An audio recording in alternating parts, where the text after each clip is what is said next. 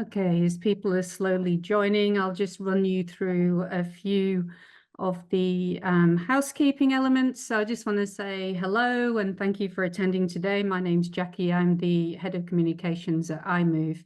iMOVE is the National Centre for Transport and Mobility Research in Australia, and we've worked with over 70 partners to deliver projects in all areas of transport. Inclusivity, accessibility, one big element of that. So before we start today, I'd just like to acknowledge traditional owners of the lands that we meet on and pay respects to their elders, past, present, and emerging. Now, a little bit of housekeeping. We'll keep this brief, but you'll see at the bottom of your screens, we have a Q&A button, and you can use that at any time during the webinar to put a question through. We will come to the questions at the end of the webinar, so we will just save them there and come back to them. So please send them through when they occur to you, so you're not trying to remember. There is a recording in progress, and that will be available on the website, usually within about 24 hours, and we will send you a notification. And you may have already seen that the full report for this project is available on our website. And I'll send a link through in the chat for you today as well. So just a little bit of background here, which Darren will be able to fill you in a little bit more. The project was part of the APEC's Intermodal Intelligent Transportation Systems Experts Group main policy theme of improving accessibility and inclusivity in the use of new and emerging transport technologies. And no, I didn't learn that one off by heart. I'm sure Darren knows it off by heart. So what that basically means is that this work will be shared across Asia-Pacific economies, and the technology solutions to improve accessibility can then be taken into consideration when in the development of transport policy. So without further ado, I would like to therefore introduce Darren Atkinson, who is the Director, Connected and Automated Vehicle Policy and Partnerships in the Office of Future Transport Technology. That's at the Department of Infrastructure, Transport, Regional Development, Communications and the Arts. And Darren will be followed by Eric van Volpen, who's a Deputy Director at the Centre for Technology Infusion at La Trobe University, who is the lead for this particular project. So Darren, I think I've got through it all, so I'd like to hand over to you to give us a little bit of context about the project. Thank you. Thanks, Jackie. Well done. That's not an easy departmental name to get through. It is the longest in history, so appreciate that. Hi everyone, welcome to today's webinar. My name's Darren Atkinson, as Jackie said.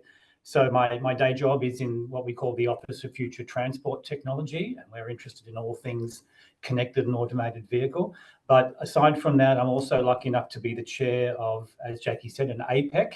So we all know what APEC is, the Asia-Pacific Economic Cooperation grouping of 21 economies. I'm the chair of an expert group in that looks at transport issues, particularly around intermodal and intelligent transport systems. So we sit around the table with the other 20 economies and try. Sometimes we do it on screen, but generally speaking, we try and come together to collaborate on transport policy, looking to improve outcomes across a range of metrics. So our group in APEC sat down, I think it was the year before last, in fact, and we're looking at what's our next major policy theme. And a lot of the other expert groups were looking, understandably, at climate change related matters in transport, how to improve sustainability there. But we thought that an area we could really value add was an area around transport accessibility, around how to improve transport accessibility in a consistent way across the Asia Pacific. And so, yeah, and accessibility was a critical issue for all the economies in different ways, some in relation to people with disability, others in relation to an aging cohort, or it might be displaced people in regions. So we generally agreed that we'd look at some work on transport accessibility using some of the great technologies that are around to improve that. And so after some really useful conversations with Jackie's colleagues in iMOVE, we met Eric and the team, Eric van Volpen, and the team from the Centre of Technology Infusion, who have done some great work in this in the past. And so we then sat down and developed what we thought was the most useful piece of guidance for all the economies that are at different levels and different stages of their development and their journey on transport accessibility. And we thought some best practice narrative that brings together some really good case study examples, talks about the policy process, how you step through it, and to all get to what we thought would be a useful outcome in the end. So I will now introduce Eric. It's been a great journey to work with Eric and the team. I really have to thank two members of my team here in the department, Nicholas Karen and Isaac Egan, who have also done some great work behind the scenes in helping to pull this together with Eric and his team. So on that note, I say thank you, enjoy the webinar, looking forward to your questions. And Eric van Velpen, introducing you for today's major presentation.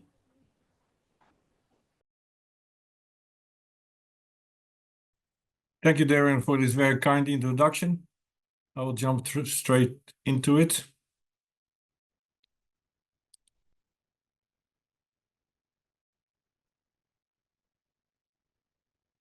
You should see my presentation now, okay? Is that right? Can't see it yet, Eric. Can or cannot? Cannot. Cannot. Did I share the wrong screen? Share, this should be better. Yep, that's good. Right, so thank you for the introduction. Just a few words about the Center of Technology Infusion. We are an R&D center at Trobe, and we have more than a decade of experience of trialing transport technologies, and that's not the only one. Our mission is to accelerate the technologies that can do good to society, so to speak. And transport is a big part of what we do, and we have been in CITS for more than a decade. And the last 5 years, we've been focusing on using technology to improve the accessibility of public transport. And this is one of the reports. So I'm going to take you through what we have called the Policy Cookbook, Recipes for Change. And as per Darren's introduction, this is meant for people who are relatively new to the area and want to hit the ground running. And we provide guidance and resources in order to try and accelerate the adoption of these technologies that can help. So these are the economies that are participating in the APEC. So the policy team, as Darren said, was about improving accessibility and inclusivity. And we had a number of different workshops with a variety of economies, which is really interesting to see all the differences. But what is amazing, and you can see nowadays more and more, is the advancement that technologies has achieved. So Peter Hawkins, I'm sure you can all, if you have seen his movie about his life, maybe you remember the first assistive technology to help him communicate. And that has come a very long way. As you can see in this picture, somebody communicates using an avatar, and the avatar responds to the brain signals. So there's a lot of progress being made. Having said that, there's also have been a lot of false promises about technology. So if you remember in the 80s, Google Glasses was launched. It's now getting relaunched, but it was way too early. And so there have been a lot of false promises. So there's rightfully quite a bit of skepticism about the use of technology, especially when it comes to helping people with disability performing kind of essential activities. So why is it different this time? I'm sure you have all examples in your mind of how you use AI in theory. Miniaturization is really happening. There's robots that can go through human veins. The connectivity, the robotics, the sensing and the locationing, the augmented reality, virtual reality, it's all kind of reached a level of maturity that when you put them all together can really add value and now are in a state that they can be trusted upon. This is a disclaimer. So we want to say that if you're in the accessibility space, you're well familiar with the fact that much of the accessibility cannot be solved by technology. It's about the infrastructure. And on this picture, you can see people that are protesting because they want to have a platform that's accessible for trams, and they want to use the tram in Melbourne to get into the city. And at the moment, only a few of those platforms are actually accessible, and you need to plan very, very well to make sure that where you get out of the tram, that actually that platform is also accessible. So this is just an example of 80% of accessibility issues is still common sense, and common sense infrastructure changes that are required. So technology nowadays can help, but it is only a part of the solution. So that is an important disclaimer. So what is the policy cookbook and what's the recipe for change? We saw that there's 5 ingredients. First of all, it's about making sure that you can articulate the problem and can set metric-driven, data-driven objectives. Of course, there needs to be an idea of the solutions. It's really important to drive the commitment. Standards and regulations as a policymaker are really important and can be an important driver of change too. And of course, in everything that's being done, there needs to be some kind of collaboration.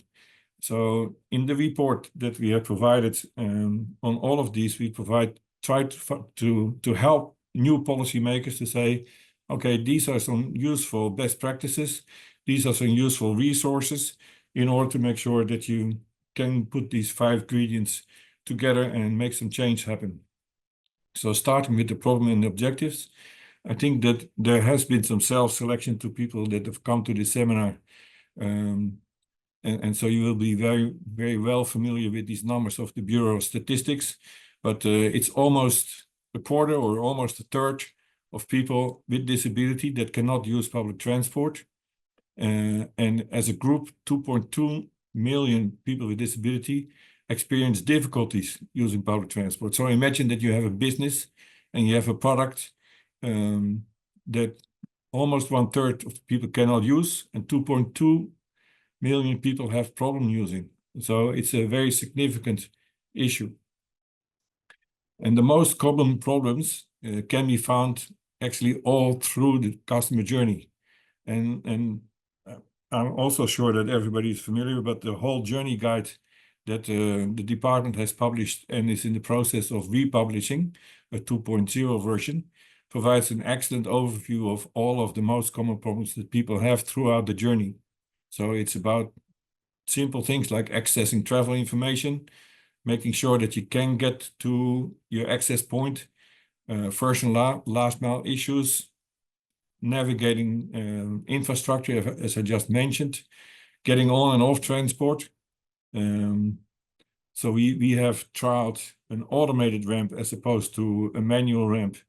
And we got reactions from people with disability to it. And when they're on a train, waiting for the manual ramp to be installed so that they can get out, very often they get pressed from the back to make sure that they carry on, get out of the train. So they feel pressure. And that is quite nerve-wracking if there's a 30 centimeter gap between the train and the ramp. So that's just one example, right? And then the communication of changes or disruptions. So very often people with disability are the last to find out something has changed. And then comfort and safety while traveling, which is really important. So the key thing is that this is a matter of the weakest link, right? So if one of those links is not working, it might prevent somebody from actually starting to use public transport or for using it more often. And the solution to that are really not easy. So there's a great variety of challenges that people with disability have. There's a great variety of different disabilities, and we're providing just a high-level overview of the kind of challenges that people have. And most of the people think of people in a wheelchair, people that are deaf, people that are blind, but there's so many other challenges that people may face when using public transport. In one of our projects, we spoke to a mother who is heavily autistic, and that kind of runs in the family, so to speak. So her children were also autistic. And when she travels using public transport, if there's an unpredicted change, and one of her family members gets kind of stressed about it, sometimes they were forced to take a taxi back home or to take a taxi to to the destination instead of their planned public transport, which actually they can't afford because they don't have the income to pay for taxis normally. So those are invisible kind of disabilities that people often overlook. But what doesn't work in this kind of situation is, I'm from a marketing background. I used to develop products for big brand companies like Heineken and others. And the common practice there is to find one kind of persona that you develop your solution or your product for. And that is kind of made up on the lowest common denominator. Is what are the common factors of this audience and how can we satisfy those common factors? But that doesn't work in this case. You really have to think of how can I make it work for the most difficult group that I have, and how can I make it work for each of one of those difficult groups? And as I will mention a few times in this presentation, if that kind of mindset is applied into finding solutions first for the most difficult customers, then everybody will probably benefit from those improvements. The key thing that we found across economies during this process is that there's a lack of data. There's a lack of data to make business cases and to ask for funds and to create that commitment. So to set objectives, you need to have metrics, and these are sorely missing. So except for the data that I've just shown about the Australian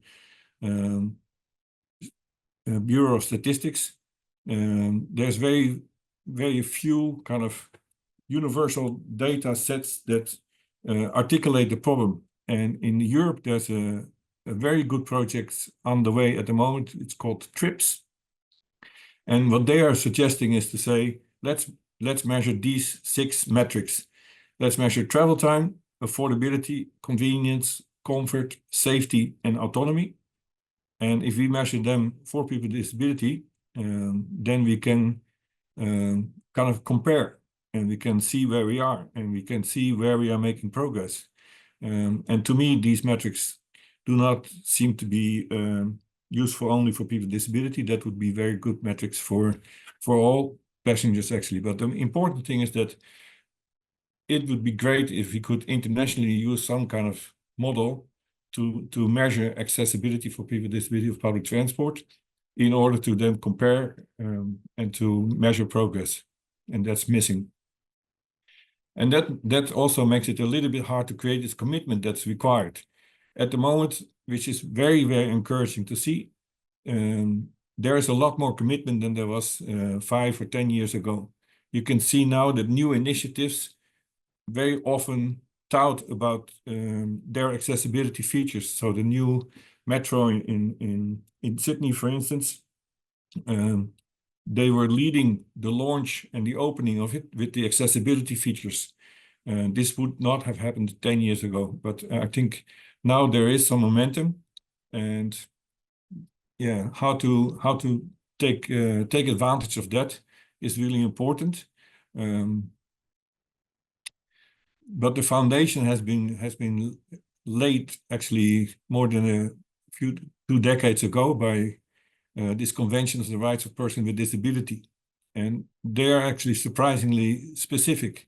So if you look them up and see what all of the participating economies have kind of underwritten, including Australia, is to undertake research, to develop new technologies, to provide information to the disabled about available assistive technologies.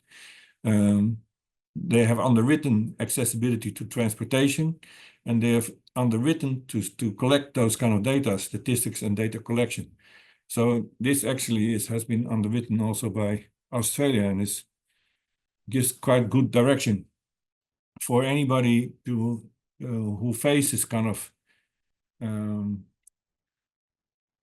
a challenge opposing kind of accessibility. I would recommend to watch this movie, which has been produced by the Obamas, and it's about how the Disability Act in the USA came into existence. And it started with a summer camp where people with disability gathered And that started into a movement that grew into a movement, and they started protesting against the lack of a Disability Act. And that was then signed under President Carter after a lot of protesting and efforts. And to name just one issue is that, of course, people couldn't lose their job anymore because they were disabled. But a contentious issue was that all schools needed to be accessible. And what we say now is that, of course, all schools need to be accessible. That is common sense. And hopefully that one day it will become as common sense in public transport as well, that of course all public transport is accessible. The World Bank has provided a document that helps put numbers to those kind of benefits. And in this table, you can just see the individual, community, and society benefits. Of course, for individual people to be able to access transport is a life changer. But there's also community and society benefits. If that 1/3 of people that cannot use public transport can now use public transport, of course, the community benefits, society benefits, economy benefits, those people are probably more active. So it will be easier to take care of them. And that all has been quantified by the World Health Organization and the World Bank. The resources can be found in the report. So standards and regulations are really important for a tool for government to help industry. So they can provide practical support to improve and give examples of what's possible and what can be done and what should be the guideline, what is the minimum expectation. And new technologies like AI, data and privacy and security probably need regulation to start with, but if you overlay that regulation with a lens on people with disability, it's probably becoming, it gets another dimension because those data are more sensitive. So we hear and we see and we read, unfortunately, in the news that people with dogs, for instance, are still discriminated. So they are not that keen to give that information about themselves to everyone. And so that requires a specific kind of privacy protections. And that's just one example. Policymakers could also think about, is the stick strong enough? How do we enforce these kind of guidelines? So in Australia, somebody needs to complain to the Human Rights Commission, which is putting the onus at the end user. And there are countries where that is different, and where there's stronger kind of tools to keep companies and operations accountable. So those are the three things that the policymakers can consider when it comes to standards and regulations. Of course, there needs to be some kind of understanding of what the solutions are. So I haven't looked at many different solutions, case examples, and literature. We've found that there's really, really good opportunities in these 6 areas. So communication and information, navigation, movement, human-machine interaction, assistance, how do you provide that, and safety. And these 6 areas are a very, very important area and can make a big difference. So the phone is, Apple has always been a leader in, is the preferred phone by people with disability because of the accessibility features. And they can now amplify what the phone hears to people's hearing devices. So that could also be a very, very easy way, other than the hearing loop, to provide information about the train is late via Bluetooth or other means, and deliver that to people with hearing aids. Yarotram has tried Navilens, and that's a kind of a QR code that easily picked up by phone and can provide context relevant information. And it has been working quite well, and they are extending on that initiative. This is not a new innovation actually, but talking signs can really be helpful in getting from A to B on airports or other locations. And it's just a beacon that communicates to your phone. It's not complicated, but you don't see it in that many places yet. In Japan, Tokyo Airport, there are, I wouldn't call them wheelchairs, but they're chairs on wheels that are automated, and you can program them to go from one part in the airport to the part that you want to go to. And this is a fantastic example of how things that are specifically beneficial for people with disability, who would otherwise rely on human assistance, now can be independent. And it's not just useful for them, but it's useful for all passengers who are actually using it now. Taking automation a step further, this is not a commercial reality yet, but it can become really beneficial for people with disability because it might avoid mode change. It might lift off where you want and get where you want, for instance, from one hospital to another hospital, or from one destination to another destination. And automation has various forms and opportunities for people with disability. Generally speaking, when we speak about our work in automated shuttles and vehicles, the first 2 rows of people are people with a disability who all have the dream of having their own mode of transportation in the front garden, and they can go and sit in it and tell it where to go, and they will get there. And that's, of course, a very inspiring dream. And the technology is slowly getting there, and the regulation one day also will get there. Edge computing, so large mass systems are now more and more getting customized. So this is an app in England where they did a trial where people can request for a little bit longer time to cross the road, and they can interact with the phone with the traffic light system, and they can let them know that they would like to have a little bit more time, and that's possible. Similarly, we have trialed an autonomous shuttle and give full control over the shuttle to people that are using it. So people with disability worried about that autonomous shuttle because there's no driver to look after them. They worried that the doors might close on them. They worried that the vehicle would leave without them properly being seated. They worried about having to set the destination when they're inside a busy bus and cannot interact with the touchscreen that most autonomous vehicles have. And so there's a lot of worry about the fact that there's no driver in the bus. There's also a lot of opportunities, but that's what they're worried about. So we give them control over all of these functions on an app. So here you can see the screen that can help them to pause the bus until they're properly seated, and then they can start it, and then it can leave. And I think it's not a surprise that this was very much appreciated by those people with disability. And HMI is currently considering to actually implement that in their normal operations. Communicating with the blind and the deaf is a real challenge, but there are refreshable braille readers, and they are also connected.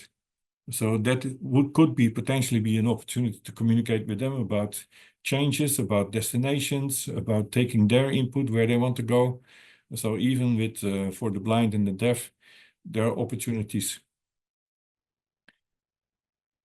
This is a solution that has been developed in the Nordic European countries, where somebody from a distance looks through a camera phone that is carried by a person with disability and just asks for some help. So what can I see around me, and what is my next course of action? This has been implemented by Changi Airport in Singapore, actually, when COVID started. So they didn't want to send people to provide assistance, but they gave the opportunity to people to have assistance, hold up their phone, and somebody from a distance try to help with the situation. That is now being replaced. The human assistance is now slowly, not permanently replaced, but is complemented by AI. And for instance, they can point the phone at the fridge, and the phone will say what's in the fridge, and also saying, okay, with these ingredients, you might be able to make these recipes. So that assistance, which is a challenge, there are also solutions for. In terms of safety, it's really hard to find a universal wheel clamps that can accommodate so many different forms of wheelchairs. But even there's technical solutions now that can handle that variety and that can provide self-securement in the station without having any kind of assistance. So those are just some examples. And lastly, I want to just talk about collaboration. You will hear that the mantra from people with disabilities is nothing for us without us. And I think in Australia that is becoming more and more the reality, even though there are some glaring examples of where that's not the case. And for instance, the trains in Queensland is a very telling example where these trains were manufactured and did not meet the guidelines. And hence, they looked at millions and millions of refurbishments to make sure that the toilets meet the specified guidelines. And that's a result of not working with people with disability, or at least with accessibility experts. So that's the first thing, nothing with us without us. But I hope that during this presentation, I have been able to give a few examples where if you focus on people with disability, the hardest groups, everyone will benefit. And I think one of it's maybe an overused example, but the ramp that was made for people with disability is now being used in hotels. And that is now being used to roll your rolling suitcases on. And so everybody benefits by having easier access to hotels. So how to do research, how to do that collaboration. Research with people with disability is different. First of all, need, of course, and it speaks for itself, be very respectful. But to show respect is to make sure that you know which words to use to describe the disability. It means that you follow the procedures. It means that you anticipate the risk that you encounter. We are currently working, for instance, with people with disability to see if we can help them predict how long they have to cross a level crossing. And do they have enough time to get to the other end? It's something that they are worried about. Now, if you talk about these things, then maybe this will create some anxiety. So you need to have the management procedures in place to then manage that kind of anxiety. And this is just one example of the things that you need to think through when you start conducting research together with people with disability. Again, in that TRIPS project in Europe, we found some really, really good guidance materials and best practice materials to help with the preparation if you're new to this area. And they are all in the report. And with that, I've been able to talk to these 5 ingredients that, according to us, make up the recipe for change. And I hope that has been informative, and I want to thank you for your attention. Thanks, Eric. That was really great. Overview of what you found out during the research project. So I'd like to invite Darren to rejoin us. If you're still there, Darren. So we've got a few questions that were sent through on the registration form and one on the Q&A, but I'd like to invite, if anyone has got any questions or experiences that you'd like to share or input into Eric's presentation there, that would be wonderful. We would love to hear from you. You can also put your hand up if you feel that you want to speak rather than type a message, just in the interests of providing more than one way to ask your questions. So, Darren, you have a question come through on the Q&A, just asking about the definition of disability that you were using in this research. And again, Eric, feel free to jump in on this one as well. Did you want to talk to that one? Look, it probably would be better for Eric, but I appreciate the question. It's a really good one. I know we looked at a number of different definitions, but given the work that Eric's team had done previously on this, we left that matter for them. Eric, it might be better if I don't put my foot in it. If you want to go to which definition was used, or whether there was just a general set of definitions that we were consistent with. Yes, so we have spoken about the definition of the report, but have not provided one specifically, because we had to be sensitive of the various levels of sophistication in all of the various economies. But the definition is kind of a reflection of your vision And so it is very important to provide a definition. And when it comes to transport in Australia, most of the definitions are formulated in what public transport enables people with disability to do. So to be economically active, to be socially active, and to position public transport as an enabler to kind of live a full life. Yep. Okay, thanks, Eric. I think that's a great answer for us. We have another question come through from Stuart Smith who's asking about new technologies. So AI is the technology of the moment. So with trusted autonomy, is this an area for future investigation? Do you get a sense that people in the technology development area are aware of full implications of emerging AI, or anybody aware of the implications of AI for that matter? Eric, that's probably one for you. Well, AI is this double-edged sword.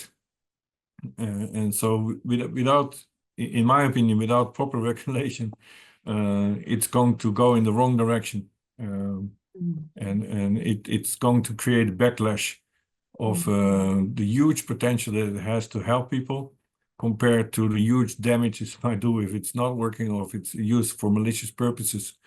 And so in my view, in the disability community, there's a kind of a healthy conservatism with regards to that.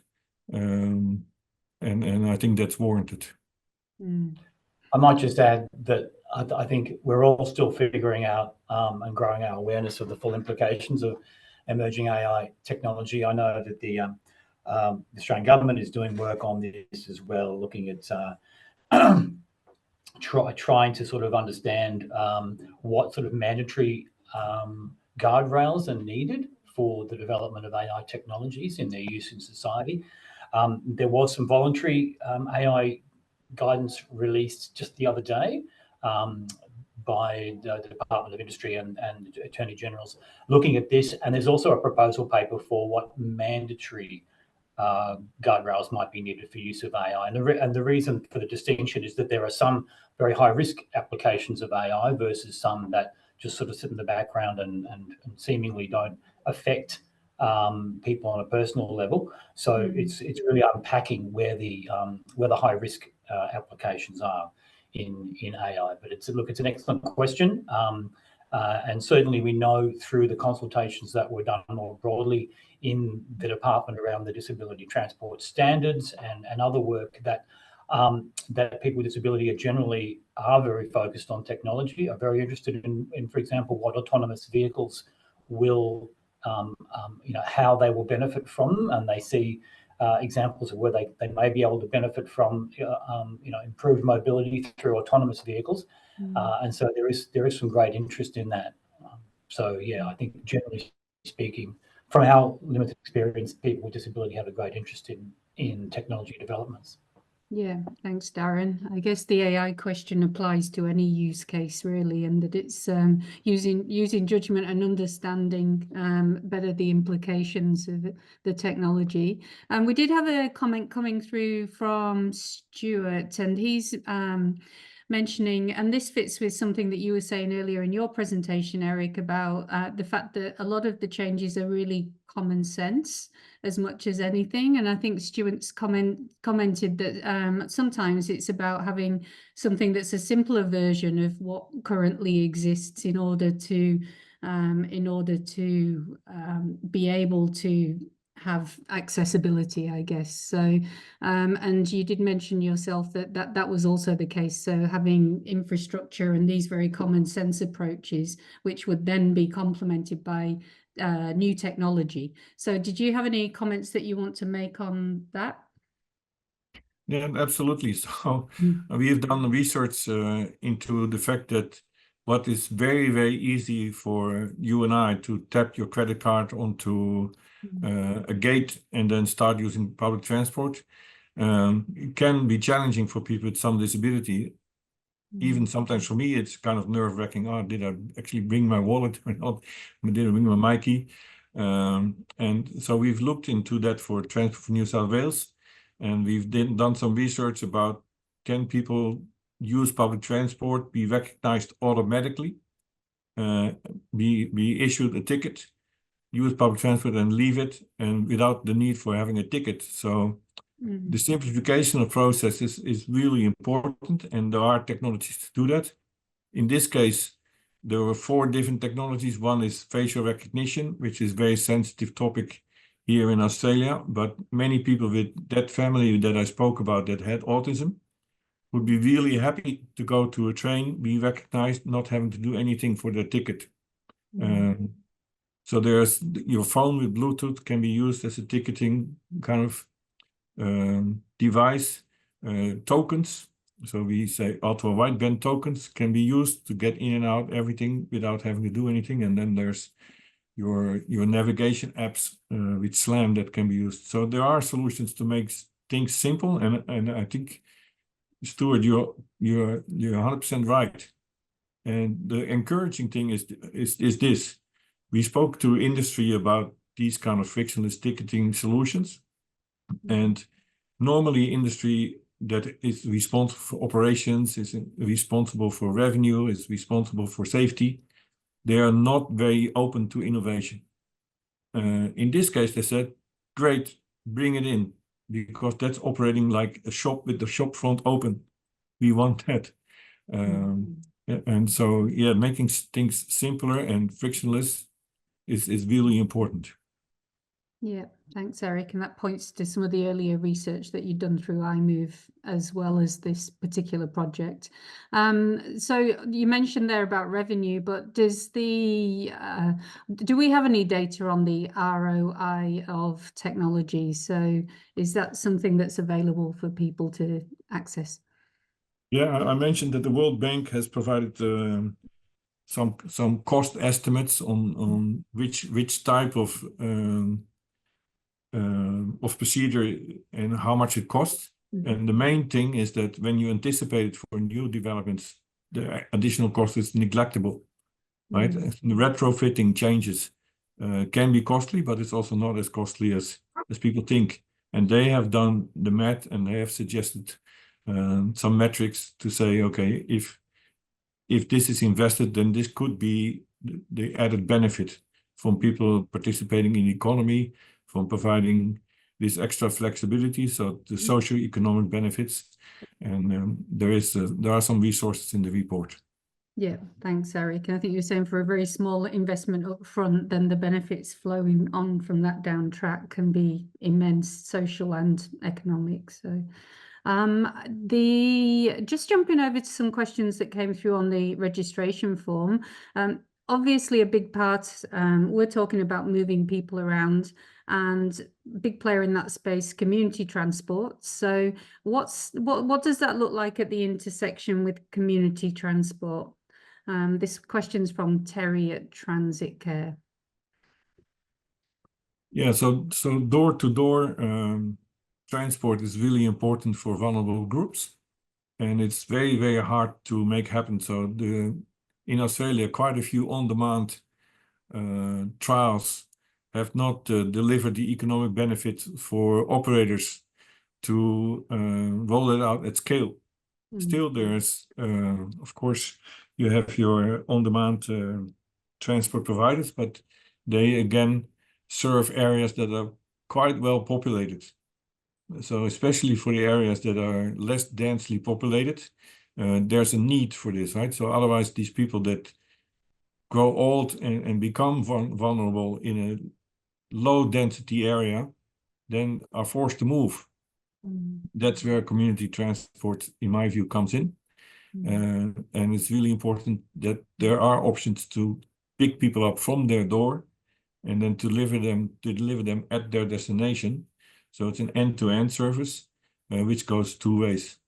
Can I just add to a broader point there as well, that certainly we know from the work that's been done on this, that technology is great, but it doesn't solve every problem it's not a solution to every problem. There still needs to be people at the center of this, at the heart of it.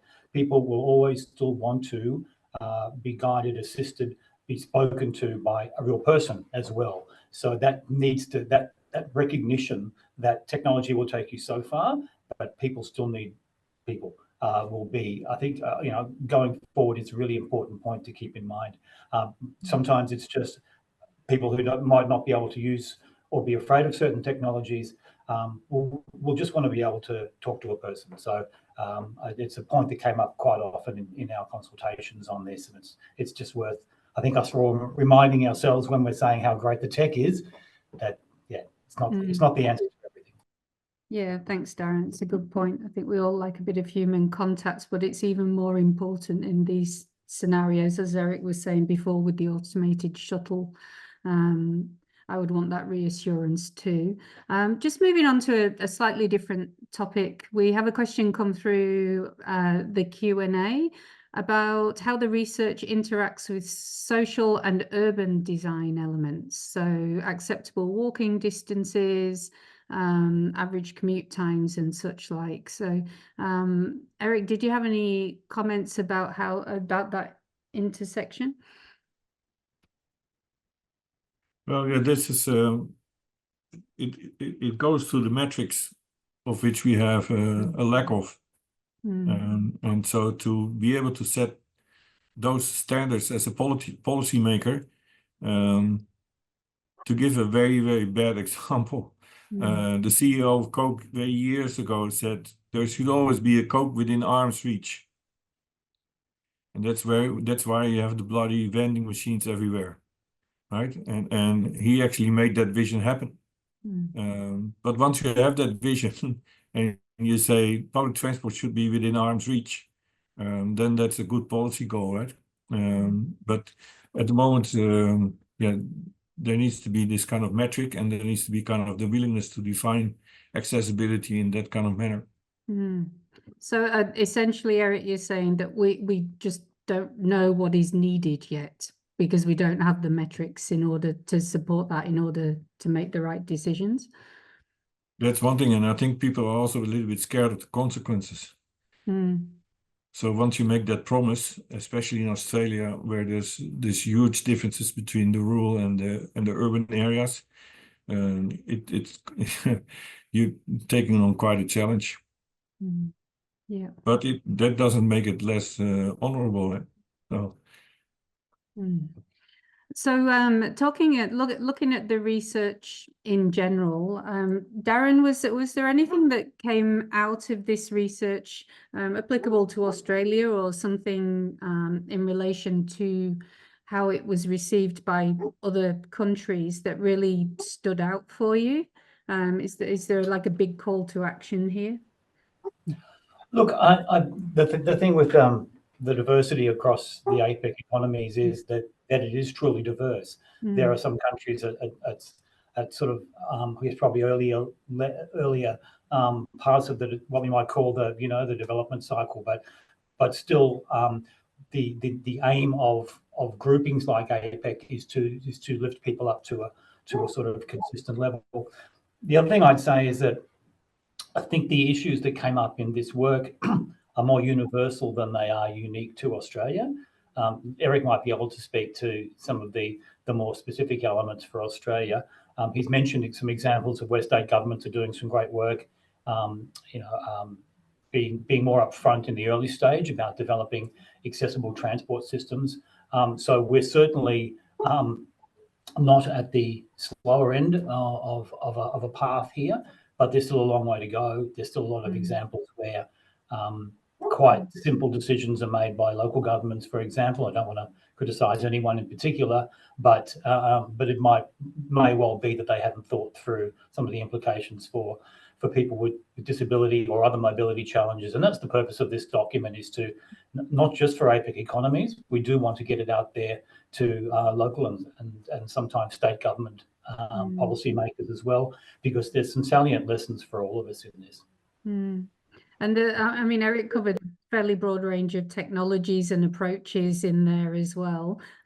Pretty comprehensive. But Eric, if you had to point to somewhere that's leading the pack with this kind of work, where would you send us to?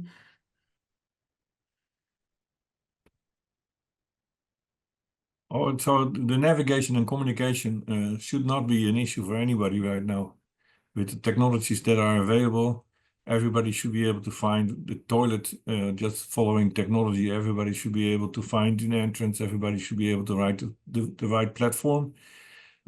People should be communicated in real time what's happening, if a train is changing or not. That navigation and communication technology is really mature. It's just a matter of making it available. Mm. Yeah, and obviously we've got an opportunity to improve that locally in Australia as well.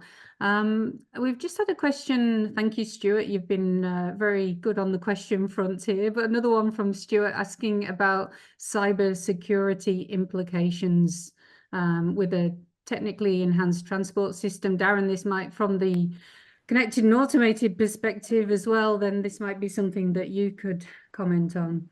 Yeah, it's a great question, Stuart. And certainly when we're talking about more connected systems, people's data, more connected transport systems with data being stored in the cloud and shared and real-time information being shared, then the two critical issues that come up are around data privacy for people. And I know that there's a lot of work happening at the federal level around privacy principles and a review of the Privacy Act, which we hope to see we expect to see at some stage some new legislation around requirements around storage and sharing of data, particularly by businesses, but also that cybersecurity element is absolutely critical. And I know, again, there's some work going on. We certainly talk to our colleagues in Home Affairs regularly about this and others, but one of the pieces of work I'm aware of is looking at the increased risk of connected transport systems and what role technologies like security credentialing can play in this, that actually verify the flow of data at points to say this is someone who can be trusted, this data can be trusted, it's not fake. So there's work being looked at that, but it's just one of a whole lot of elements around transport and cybersecurity that are quite critical. Excellent question, Stuart. We're not there yet, but yes, there is an increased risk through the more connected we are. Yeah, thanks, Darren. Eric, you mentioned earlier about, I think you used the example of using personas and then, figuring out, trying to reach out to a particular consumer in your marketing career preceding this one. But in this case, we've basically got to design with everybody in mind. But there are a lot of different technologies available and a lot of different use cases. And we had an example come through from somebody talking about the development of a vehicle which would prolong the mobility of somebody as they age, for example. So, it's not just there's people who need this accessibility as a lifelong support. And then there's people who move into needing more assistance as they get older. And we should be designing from the beginning for all of those people. But I loved that idea of and you might see this in other countries a bit more, where they're using mobility devices more effectively to get around in the absence of other technology or other options, I guess. So does Australia have an opportunity here to adopt that kind of approach as we see things like e-scooters and those kind of devices becoming more popular? Should we be, can we find ways to implement and roll out these kind of devices in order to give people mobility, and how do we support that?